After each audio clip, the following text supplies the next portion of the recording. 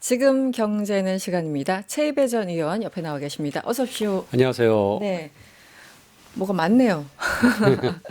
매주 느끼는 거지만 참 많습니다. 일단 한중 정상회담 먼저 얘기 좀 해볼까요? 예. 네. 통화스와프는 사실 계속 해왔던 거고 계속 연장하는 뭐 그런 상황. 2009년부터 했던 거죠. 2009년부터. 예. 그래서 지금 벌써 15년 정도 됐군요. 16년. 그리고 민생협력 MOU까지 여러 가지를 합의했습니다. 뭐 한한령도 얘기해야 되고 뭐 서해 구조물도 얘기해야 되고 여러 가지가 있는데 기본적으로 성과를 말씀드리면 한중 간에 중앙은행 간 5년 만기 4천억 위안이면 우리나라 돈으로 70조 원이라고 합니다. 그래서 방금 말씀해 주신 것처럼 원 위안 통화사포 계약을 연장했고요. 이거 요즘 중요하죠. 보이스피싱, 온라인 사기 범죄 대응 공조 MOU를 작성했고 또 서비스 무역 교류를 강화하자. 뭐 이런 내용들이 주요 약속 내용으로 지금 언급되고 있습니다. 위성락 뭐 실장 얘기 들어보면 한중 관계를 전면적으로 복원하는 계기가 됐다 이렇게 얘기를 했는데 어떻게 보십니까? 그러니까 이제 전면적으로 복원했다라는 얘기를 했으면 그 앞에가 잘 안 됐다 관계가 이런 그렇죠. 걸 전제로 깔고 얘기하는 그렇죠. 거잖아요. 뭐 우리가 지금까지 중국과의 어떤 외교적 관계나 경제 협력에 있어서 문제가 있었느냐라고 생각했을 때 그 시작점은 이제 사드죠. 그러니까 이제 주한미군이 사드를 배치하면서 이 사드 배치에 대한 반발로 보복 조치로 이제 우리나라 기업들이 어떻게 보면 중국에 투자했다가 다 대부분 이제 손해 보고 뭐 이제 나오게 되고 그렇죠. 네. 뭐 대표적인 게 이제 롯데 쇼핑이 이제 거기 가서 롯데몰 뭐 이렇게 많이 지었는데 네. 뭐 그런 데가 다 이제 폐쇄되고 그렇죠. 중간에 하고 현대자동차도 엄청나게 큰 공장들 지었는데 결국 거기에서 이제 큰 이익 못 내고 결국 이제 피해를 나오게 봤죠. 나고 뭐 이런 이제 그 과정과 이제 한국의 여러 뭐 영화 문화를 이제 보지 못하게 한한령 말씀하신 거 이런 것들이 이제 결국은 사드 이후에 지금까지 한 10여 년을 이렇게 왔단 말이에요. 네. 그래서 이 동안의 중국과의 관계가 겉으로는 되게 그러니까 뭐 잘 되는 관계이지만 이 내부에서는 그게 풀어지지 않고 계속 골마왔다라는 평가였던 거예요. 네. 그래서 유성락 안보실장이 이번에 이제 그걸 풀었다, 전면 복원을 했다는데 가장 중요한 게 저는 뭐 다른 여러 가지 지금 MOU를 체결한 것도 있지만 가장 중요한 거는 이 고위 관계자, 고위 당직자, 그 고위의 이제 고위급 교류. 고위급 교류를 이제 정기적으로 하겠다. 네네. 이게 이제 결국은 앞에 생겼던 그 문제들을 한 번에 다 풀 수가 없기 때문에 네. 계속적인 이제 대화를 통해서 네. 그것들을 풀어나가는 자리를 마련했다. 이제 그거를 열었다라는 게 전면 복원이라는 표현이라고 네. 저는 생각을 하고요. 네. 아무튼 그런 측면에서 이제 시진핑 그 주석이 그 11년 만에 왔다고 하잖아요. 그러니까 양국의 그런 교류들이 굉장히 예전에 비해서 되게 이제 좀 안 되고 있었구나라는 거에 대한 전제를 우리가 한번 다시 생각해 보면서 네. 이번에 성과를 평가해야 제대로 된 평가를 할 수 있을 것 같습니다. 뭐 지난 3년간 얼어붙었고 갑자기 그 당시 최상목 실장이었습니까? 그 나토 갔을 때 그 2022년 6월로 제가 기억하는데 네. 뭐 중국에 우리 의존할 수 없다. 음. 거의 뭐 그 독자 선언을 했잖아요. 아무 준비도 없이. 네. 그러자 한 30년간 유지됐던 우리 그 대중 흑자가 갑자기 적자로 돌아서고 적자로. 그게 다 2022년에 정말 놀랍게 그런 일이 발생했잖아요. 어떻게 갑자기 그래프가 플러스되다가 갑자기 훅 떨어지는지 참 놀라운 능력이다라고 이게 이제 생각을 했었죠. 중국과의 10년 동안. 그런 이제 무역을 보면은요. 네. 중국은 뭐 관세 가지고 우리가 이렇게 서로 그 왈가불가한 적은 거의 없고요.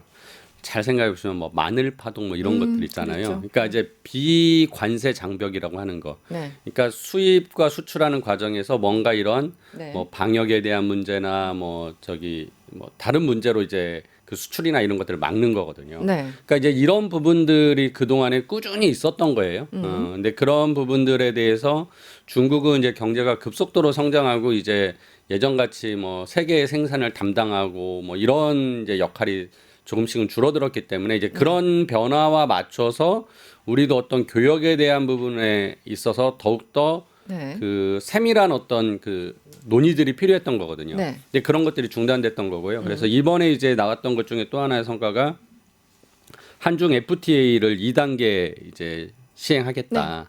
이제 이거를 협의하겠다라고 했는데 이 2단계에서 논의하는 게 서비스하고 투자 서비스. 분야입니다. 아, 그래서 이번에 네. 그 발표 내용할 때 서비스를 강조해서 얘기를 했었던 거군요. 그렇죠. 아까 그래서 협의사에서. 네. 전체적인 이번에 그 경주 선언에도 서비스화된 얘기가 좀 많이 들어가 있고요. 네, MOU. 예, 이번에 이제 그 한중 FTA도 서비스가 이제 2단계로 실질적으로 협의가 진행될 건데 이게 이제 한한령하고 직결되는 거죠. 아, 그렇군요. 지금 대부분 우리 한한령 묶인 게 이제 문화 교류의 네. 부분인 거잖아요. 이런 부분들이 서비스 산업 중에 하나거든요. 그러니까 이제 이런 부분들이 이번에 협상을 계속 하게 되면서 이제 앞으로 하게 되면은 이제 풀어질 거다라는 기대감을 주는 거죠. 그래서 이번에 뭐 시진핑 주석이 와서 뭐 단방에 뭘 막 시원하게 풀고 간 건 없죠. 네. 하지만은 이런 부분들에 대해서 성과라고 할 수 있는 게 그런 이제 고위급에 대한 이제 정기적인 회담이 계속 될 것이고 네. 그 중에 하나가 또 FTA에 대한 논의가 거기서 이루어지면 서비스 분야에 대한 장이 열리고 한한령도 풀어질 거로 기대가 된다. 이런 게 이제 어떻게 보면 이번에 큰 성과라고 볼 수 있는 거죠. 네. 그래서 서비스 무역 교류 협력 강화 MOU 체결했다. 2026년 그러니까 내년부터 5년 뒤인 예. 2030년까지 경제 협력 공동 계획 MOU까지 체결했으니까 이게 사실은 FTA 2단계를 가속화하겠다라는 하나의 어떤 선언이 된 시그널로 거죠. 네, 된 보이는 거죠. 상황이고요. 그래서 박진영 위원장의 예. 그 얘기에 시진핑 주석이 뭔가 굉장히 긍정적인 그러니까 반응을 보였고 보였다라고, 공연 한번 예. 이제 하겠다 이런 얘기를 하니까 시진핑 주석이 그 만찬장에서 갑자기 왕이 부장 불렀다는 거 아닙니까? 네. 그래서 이걸 뭐 확대 해석하지 말아라 얘기를 하고 있는데 뭐 일단 단초일 수는 있죠. 그럼요. 문화교류부터. 예. 네. 그렇게 시작이 되는 거고요. 그러니까 한류가 뭐 중국에도 뭐 엄청나게 인기를 가지고 있기 때문에 원래 중국에서 시작했잖아요. 중국에서 시작했죠. 어떻게 보면 그렇죠. 한국 드라마 이제 처음에 뭐 대장금부터 이제 그렇죠. 그렇게 시작했던 거니까 네, 네. 그런 부분에 대해서 당연히 지도자들도 알고 있을 거고 다만 그거를 어떻게 보면은 사드 배치라는 그런 국가 안보적인 문제에 대한 보복 조치를 했기 때문에 쉽게 풀 수 없는 거예요. 그러니까 뭔가 우리도 얻어내야 우리도 또 그 보복 조치를 철회할 수 있는데 얻어낸 게 없이 철회한다라는 거는 외교적으로는 이 상호 호혜적인 어떤 등가성의 원리에서 이게 벗어나는 거기 때문에 등가성. 뭔가 이제 이 부분에 대해서 자존심을 지키고 가야 되는 것도 맞는 거죠. 중국 네. 입장에서는. 하지만은 이제 실질적으로 이제 이런 관계를 지금까지 어떻게 뭐 좀 어색했던 것들을 풀어가는 그 과정이었다라고 생각합니다. 알겠습니다. 앞으로 좀 논의를 해야 될 것 같고 어쨌든 뭐 중국은 한한령 자기네들이 공식적으로 내린 바 없다라고 얘기를 하니까 이 모든 것이 다 이렇게 물밑에서 소근소근 얘기가 돼야 될 것 같습니다. 네. 아 그래도 우리 그 최배 의원님 나오셨으니까 관세 얘기를 조금 더 집중적으로 네. 좀 해보고 싶습니다. 한미 관세 우리 그 삼실장 그 안보실의 그 삼실장도 전날 그랬고 이재명 대통령도 24일에 녹화한 거긴 하지만 26일 공개된 블룸버그 통신에서도 이번 회의가 조금 관세 협상이 타결되기 어려울 것이라는 그런 뉘앙스로 이제 인터뷰를 그렇죠. 해서 거의 직전까지 그래서 이번에 물 건너 갔구나. 베센트도 비행기 안에서 이번에 좀 힘들 것 같대 이랬는데 갑자기 확 타결이 되니까 안도감도 들고 그래도 2천억이 누구 집 뭐 이름이냐 이렇게 네. 되는 거잖아요. 네. 일단 전반적으로 평가해 주시면 어떻습니까? 일단은 말씀대로 네. 이제 그 29일 한미 정상회담에서 모든 게 타결될 것이다라는 기대감이 초반에 있다가 꼭 그렇지 않다. 기한을 정하지 않고 네. 우리는 협상을 더 끌고 갈 수 있다라는 어떤 이제 그 우린 내용을 버티기 보냈고 모드였죠. 그때 지난주에 제가 나와서 이게 협상의 기술일 수 있을 거다라는 그러셨죠. 말씀드렸는데 네. 아무튼 뭐 그런 과정을 통해서 결국 밀당을 잘해서 결론을 낸 거죠. 그러니까 네.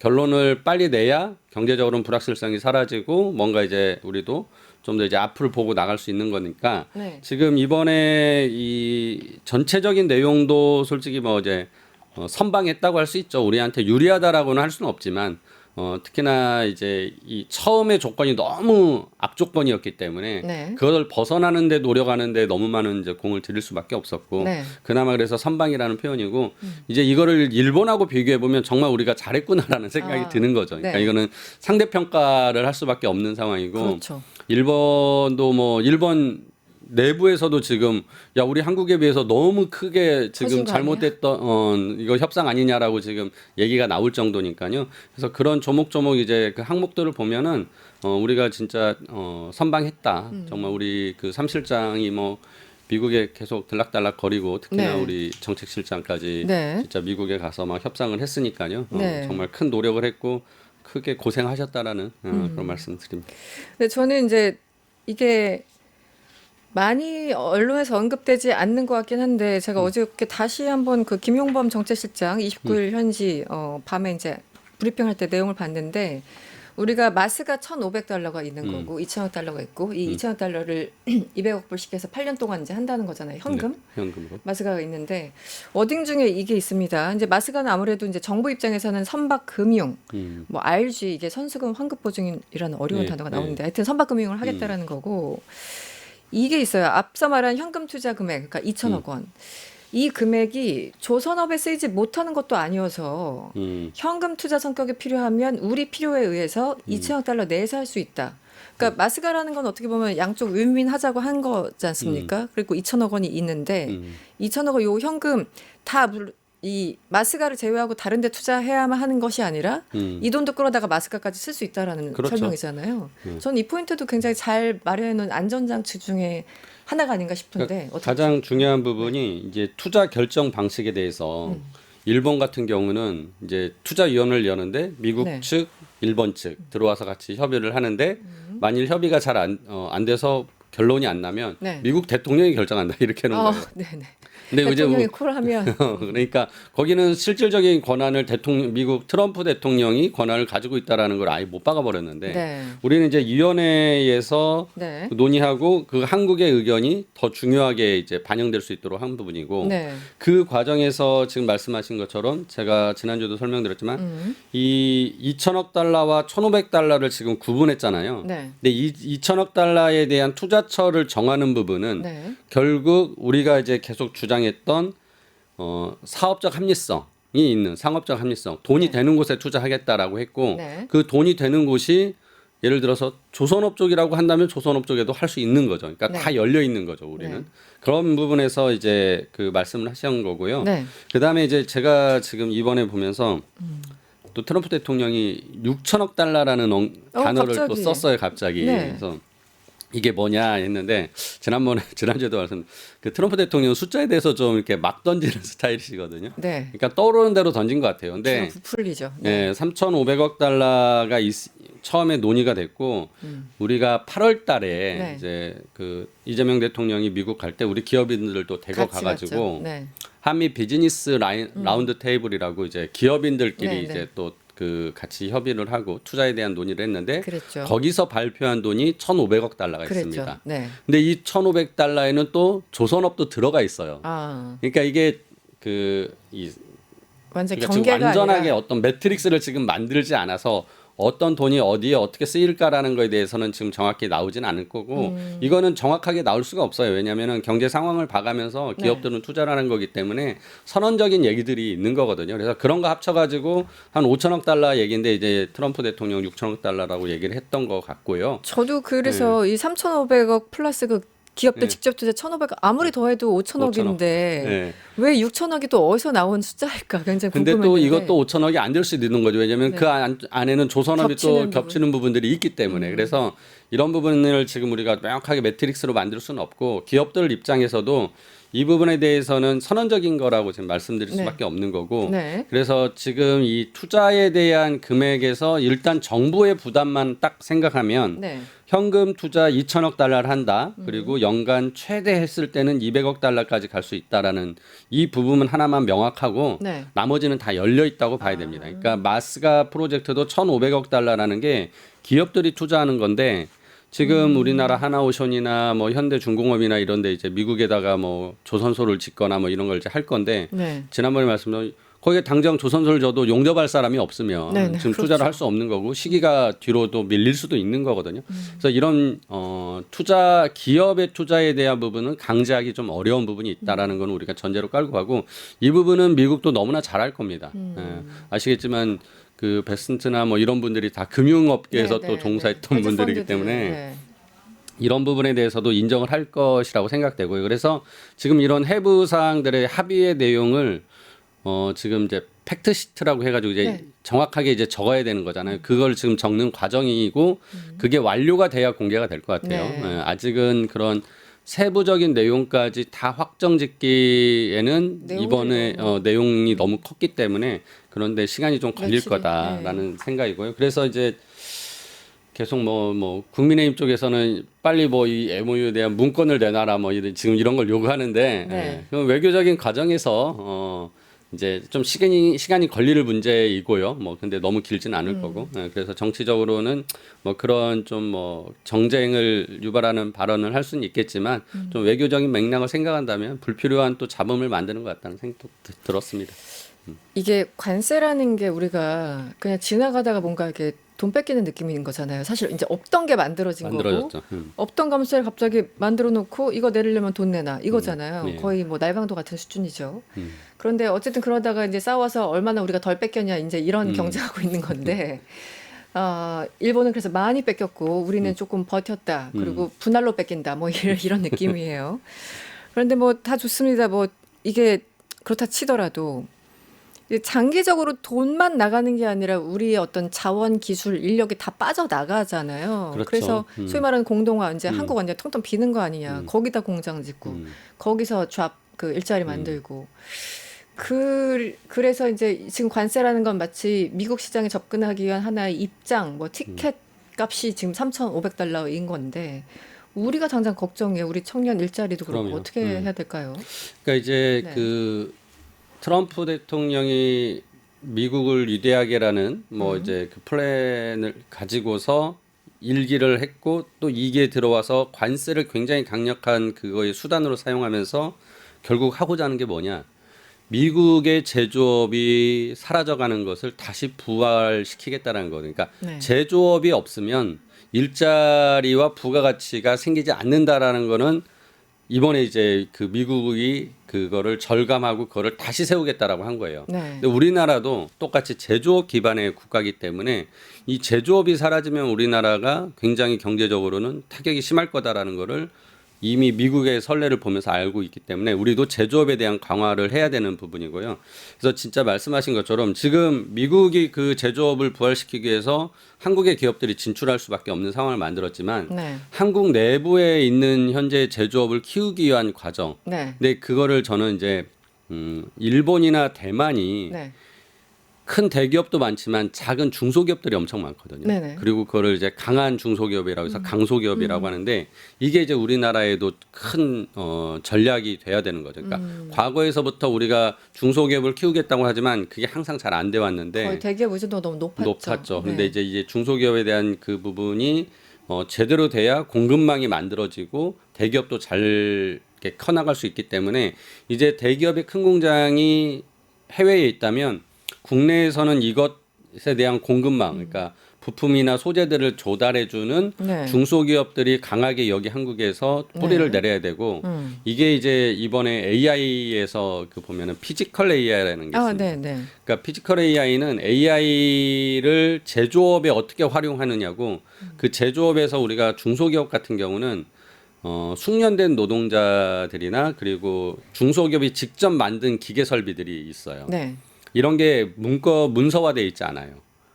그래요? 그냥 다 경험과 감으로. 그래서 이제 우리가 이걸 노하우라고 하는 노하우라는 걸 암묵지라고 합니다. 암묵지요. 예, 예. 써 있지 않은 이제 보이지 않는 그래서 암묵지 기술이라고 하는데 이런 것들을 지금 피지컬 AI를 통해 가지고 이걸 이제 직접 진짜 매뉴얼화 할 수 있는 네. 그런 것들을 이제 하게 되면 중소기업들의 생산성이 굉장히 높아지고 네. 이 기술들이 퍼질 수 있고 그러면 전체적으로 이게 국가의 제조업의 뿌리 기술들이 다시 그 확실하게 다시 커나갈 살아날 수 수 있거나 있는. 살아날 수 있는 그런 것들이거든요. 그래서 저는 이제 중소기업들에 대한 좀 그 여러 가지 지원이나. 기술이나 지원들이 필요할 거고 이번에 경주 선언에도 네. 꼭 모든 내용들을 보면은 네. 대기업뿐만 아니라 네. 중소기업, 소상공인과 함께 살아갈 수 있어야 된다라는 언급들이 중간중간에 들어갑니다. 그렇군요. 예, 네. 그래서 이게 저는 우리나라에서뿐만 아니라 이건 전 세계적으로 이런 제조업들이 다시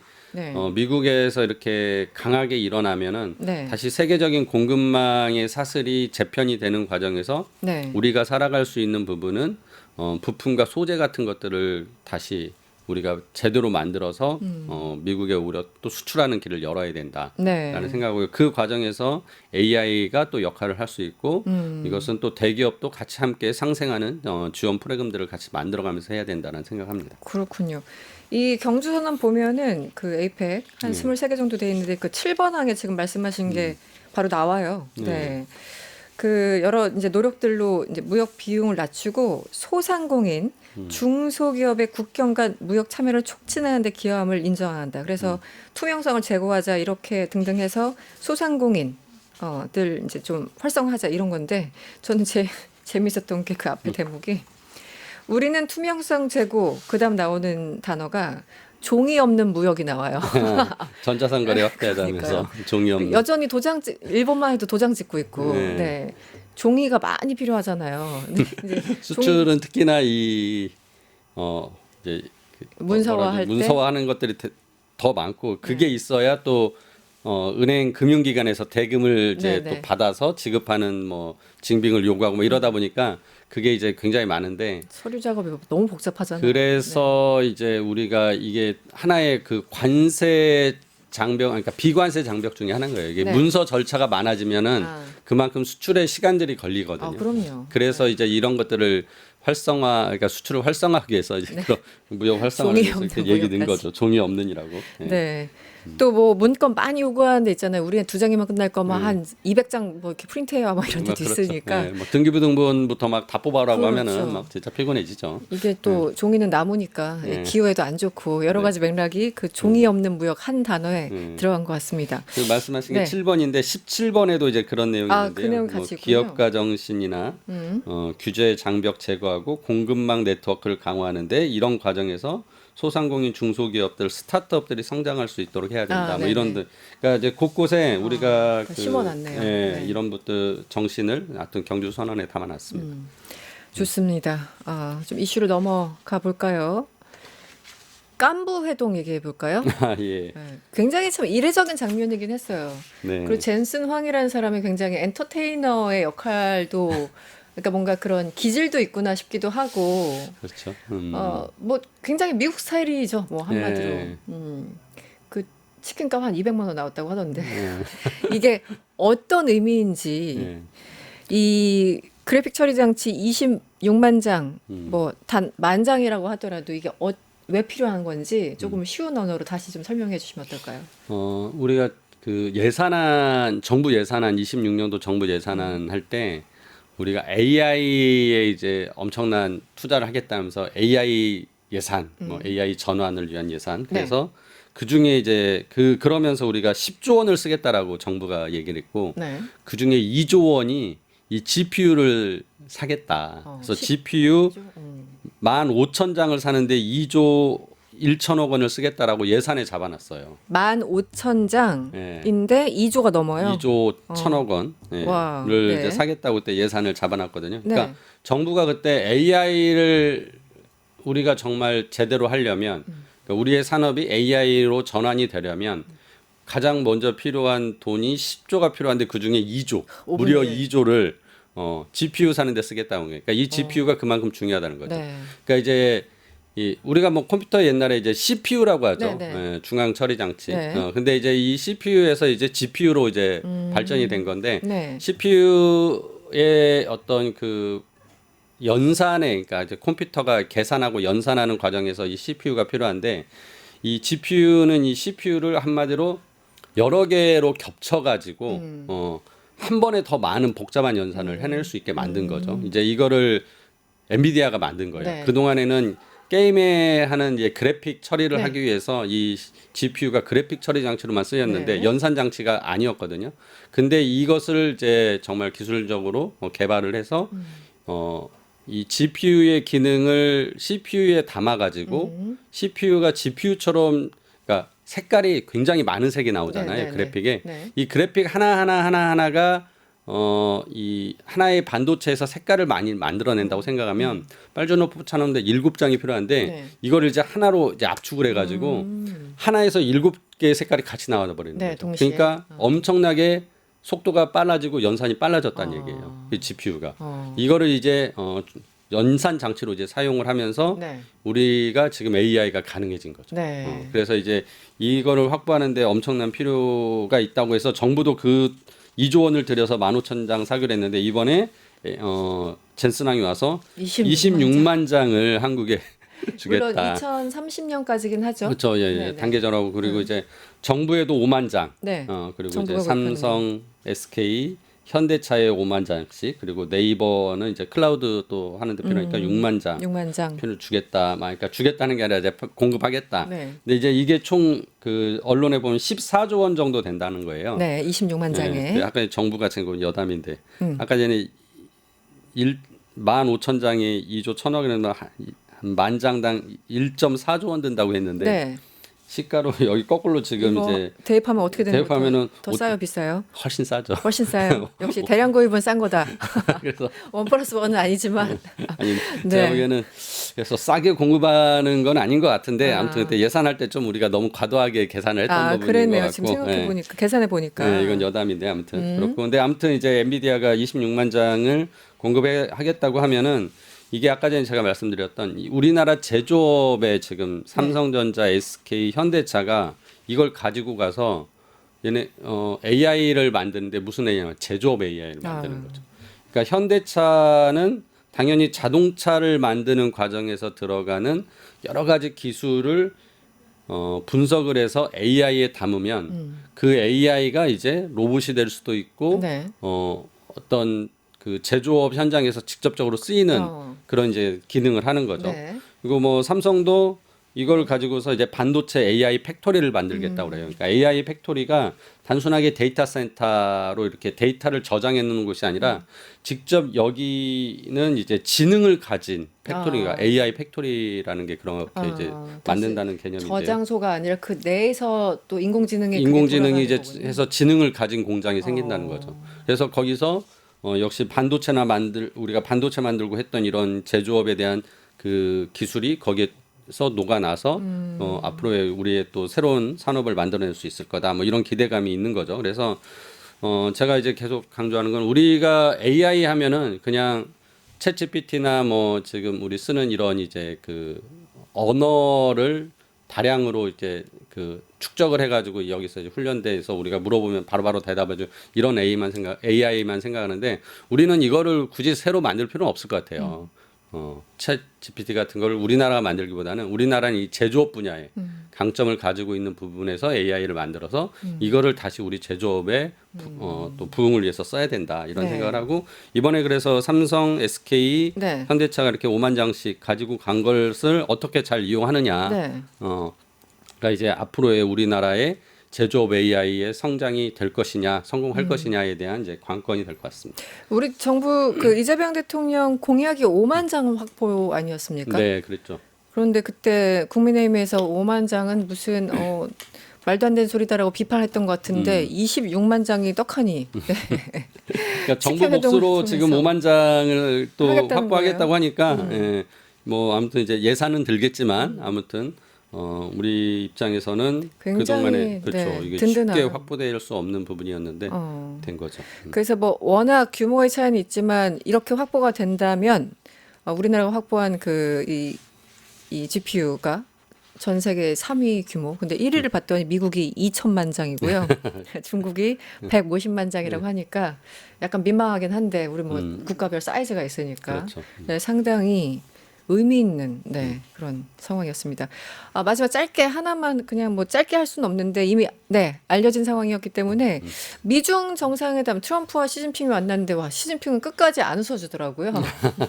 굉장히 어색하게 95분 뭐 부산에서 소위 뭐 담판 김해공항이었죠. 거기서 95분간 만났는데 다 알려진 사실이긴 했죠. 뭐 이 토리 어떻게 할 거다, 어떻게 할 거다, 어떻게 평가하세요? 일단 뭐 이번에 미국은 판정패를 당한 거죠. 그리고 중국이 확실하게 어떻게 보면 히토류를 이제 그 무기화할 수 있다라는 거에 대해서 네. 전 세계적으로 이제 알려준 그렇죠. 계기가 네. 됐고 특히 트럼프 대통령 좀 민망할 것 같아요. 그러니까 이제 특히나 뭐 이제 그 자신의 지지 기반인 농민들에게 이제 네. 타격이 갔던 대두 수입을 이제 중국이 중단했을 때 얼마나 자기가 조급함을 보였는지에 대해서 이제 나왔거든요. 그래서 베센트 장관이 네. 나도 농민이야 이 발언했다가 오히려 더 역풍이 역풍 일었죠. 났고. 네. 네. 그러니까 이제 이런 부분들이 이번에 이제 미 중간에서 미국은 자꾸 이제 보호무역주의로 자국 내 우선주의를 하고 있는 과정에 오히려 중국 시진핑은 우리는 자유무역을 지지한다라는 그런 모습을 제대로 보여줘가지고 진짜 이 전 세계에서 미중 무역 갈등의 어떤 그 뭐랄까 편을 좀 만든다면 아마 중국 쪽에 더 많은 손을 들어주는 사람들이 생기지 않게 될까 이런 생각을 할 정도로 이번에 이 관세 협상에서는 확실히 중국이 우위를 보여줬다라고 네. 생각을 하고요. 이게 이제 근데 그렇다고 해서 뭐 미국이 물러서거나 트럼프 대통령이 뭐 꼬리를 내릴 또 상황은 아니잖아요. 네. 양쪽 다 무기가 있으니까. 그리고 네. 이제 아까 말씀드린 미국은 진짜 제조업 없이는 이제 자기네가 국가 부채가 너무 많아지고 재정 부담이 커진다라는 걸 이제 극복하기 위해서 어쩔 수 없이 또 선택한 것일 네. 수 있기 때문에 이제 이 과정에서 힘의 무게가 너무 미국 쪽에 치우치지는 않게 될 것이다라는 거를 이번에 제대로 좀 평가할 수 있게 된 것 같습니다. 알겠습니다. 지금 경제는 최이배 전 의원과 함께했습니다. 오늘 고맙습니다. 감사합니다.